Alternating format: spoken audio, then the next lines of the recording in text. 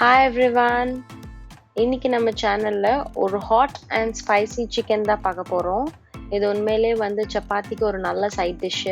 வாங்க எப்படி செய்யலாம்னு பார்க்கலாம். ஸோ இதுக்கு தேவையான பொருட்கள் பார்த்தீங்கன்னா, நான் சிக்கன் ஒரு 1/2 kg எடுத்திருக்கிறேன். முழு சீரகம் ஒரு 1/4 டீஸ்பூன் எடுத்திருக்கிறேன். பே லீஃப் பெருசு 1 எடுத்திருக்கிறேன். கிரீன் சில்லிஸ் 3 எடுத்திருக்கிறேன், ஸ்லிட் பண்ணி வச்சிருக்கிறேன்.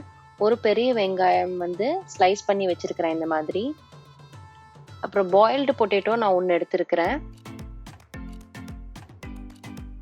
டொமேட்டோ கெச்சப் 3 டீஸ்பூன்லேருந்து 4 டீஸ்பூன் தேவைப்படும். கசூரி மேத்தி நம்ம வாசத்துக்கு போட்டுக்கலாம். ஜிஞ்சர் கார்லிக் பேஸ்ட் ஒரு 1.5 டேபிள் ஸ்பூன் எடுத்திருக்கிறேன். இதில் கார்லிக் கொஞ்சம் அதிகமாக இருக்கிற மாதிரி அரைச்சி வச்சிருக்கிறேன். கொரியாண்டர் லீவ்ஸ், தனியா ஒரு கையளவு எடுத்துக்கோங்க. இங்கே கிச்சன் கிங் மசாலான்னு கிடைக்கும், அதையும் நான் எடுத்திருக்கேன். இது எல்லா கடையிலையும் கிடைக்கும். இது ஆப்ஷனல் தான், இல்லைனாலும் பரவாயில்ல. அதுக்கப்புறம் மிளகாய் தூள், மஞ்சத்தூள், கொரியாண்டர் பவுடர், மல்லித்தூள் நான் எடுத்திருக்கிறேன். அவ்வளோதான். ஸோ வாங்க எப்படி செய்யலான்னு பார்க்கலாம். ஸோ நான் ஒரு குக்கர் பேனில் ஒரு 4 டேபிள் ஸ்பூன் அளவுக்கு எண்ணெய் ஊற்றிக்கிறேன். எண்ணெய் சூடு வந்தோடனே அதில் நம்ம சீரகத்தையும் இந்த பே லீவ்ஸையும் போட்டுடலாம். சீரகம் வெடித்தோடனே நம்ம வெங்காயத்தையும் போட்டு நல்லா வதக்கிக்கலாம்.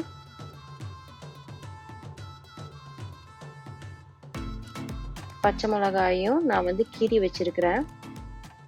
ஸோ உப்பு வெங்காயத்துக்கு தேவைக்கேற்ப நம்ம போட்டுக்கலாம். ஸோ அப்போ தான் அது நல்லா வணங்கும் சீக்கிரமாக. இப்போ வெங்காயம் நல்லா வதங்கிருச்சு. இப்போ கீறி வச்ச பச்சை மிளகாவை போட்டுக்கலாம். இப்போ இதில் நம்ம ஜிஞ்சர் கார்லிக் பேஸ்ட் போட்டு அதோட பச்சை வாசம் போகிற அளவுக்கு நல்லா வதக்கி கொடுத்துக்கலாம். இப்போ நம்ம சிக்கனை போட்டுடலாம்.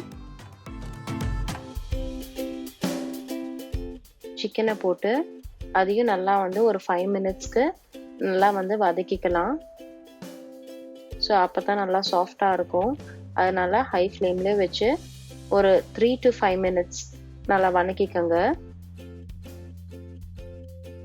இப்போ நம்ம காரத்துக்கு ஏற்ப மிளகாய் தூள் போட்டுக்கலாம். ஸோ நான் ஒரு 1 டீஸ்பூன் மிளகாய் தூள் போட்டிருக்கிறேன். ஸோ உங்கள் காரத்துக்கு ஏற்ற மாதிரி நீங்கள் போட்டுக்கோங்க. மஞ்சத்தூள் ஒரு 1/2 டீஸ்பூன் போட்டிருக்கிறேன்.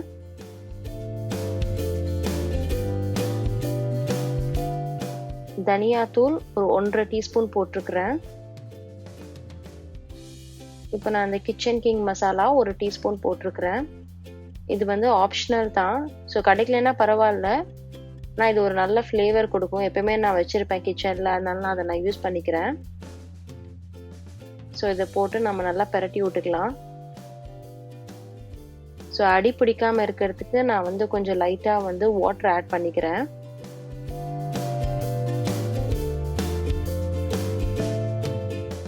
இப்போ பார்த்தீங்கன்னா சிக்கன் ஓரளவுக்கு வெந்துருச்சு. இன்னும் கொஞ்சம் தான் வேகணும். அதனால ஜஸ்ட் ஒரு விசில் வைக்கிற மாதிரி நம்ம குக்கரில் வச்சுக்கலாம். நான் லைட்டாக தண்ணி ஆட் பண்ணியிருக்கிறேன். ஏன்னா சிக்கன்லேயே தண்ணி விடும். அதனால நான் லைட்டாக தண்ணி ஆட் பண்ணிவிட்டு நான் இப்போ குக்கரில் ஒரு விசில் வச்சு நான் எடுத்துடுறேன்.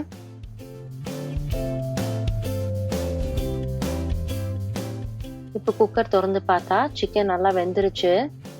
இந்த ஸ்டேஜில் நான் ஒரு 3 டேபிள் ஸ்பூன் அளவுக்கு டொமேட்டோ கெச்சப் ஆட் பண்ணிக்கிறேன். ஸோ நம்ம தக்காளியெல்லாம் எதுவும் போடல. ஸோ அந்த டொமேட்டோ கெச்சப்பில் இருக்கிற புளிப்பு தான் நமக்கு தக்காளி. ஸோ அதனால இதுதான் இதோட மெயின் ஃப்ளேவரு. இப்போ கொஞ்சம் சால்ட் போட்டுக்கலாம் நம்ம சிக்கனுக்கு. வெங்காயத்துக்கு தான் முன்னாடி போட்டிருந்தோம். இப்போ கசூரி மேத்தி நம்ம கையில் நசுக்கி கொஞ்சம் போட்டுக்கலாம். நல்லா இருக்கும் இதோட வாசம்.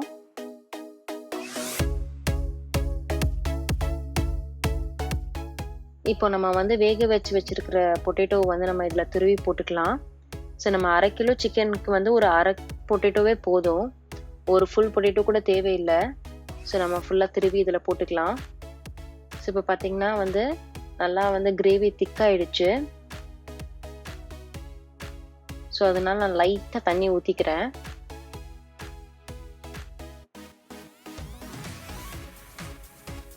ஸோ உண்மையிலே இது வந்து நல்லா டேஸ்டியாக இருக்கும் சப்பாத்திக்கெல்லாம்.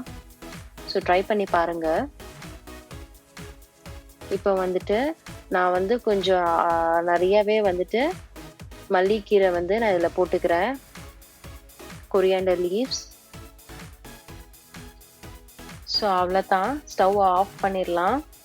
நம்ம வந்து hot and spicy chicken ready ஆயிடுச்சு. நம்ம இப்போ வந்து இந்த பவுலில் ட்ரான்ஸ்ஃபர் பண்ணிவிட்டு சாப்பிட்றலாம் வாங்க. ஸோ கார்னிஷிங்க்கு இந்த மாதிரி ஒரு பச்சை மிளகாவும் கொஞ்சம் இஞ்சியை வந்து இந்த மாதிரி தின்னாக கட் பண்ணி அதில் போட்டுக்கிட்டிங்கன்னா அது வந்துட்டு நல்லாயிருக்கும். வாய்க்கு அந்த இஞ்சி வரும்போது அந்த ஃப்ளேவர் வந்து ரொம்பவே நல்லாயிருக்கும். ட்ரை பண்ணி பாருங்கள். இந்த வீடியோ உங்களுக்கு பிடிச்சிருந்தா லைக் பண்ணுங்கள். இந்த ரெசிபியை கண்டிப்பாக செஞ்சு பார்த்துட்டு கமெண்ட் செக்ஷனில் சொல்லுங்கள் எப்படி இருந்துச்சுன்னு. ஸோ உங்களை நான் வந்து இன்னொரு வீடியோவில் சந்திக்கிறேன். பாய்.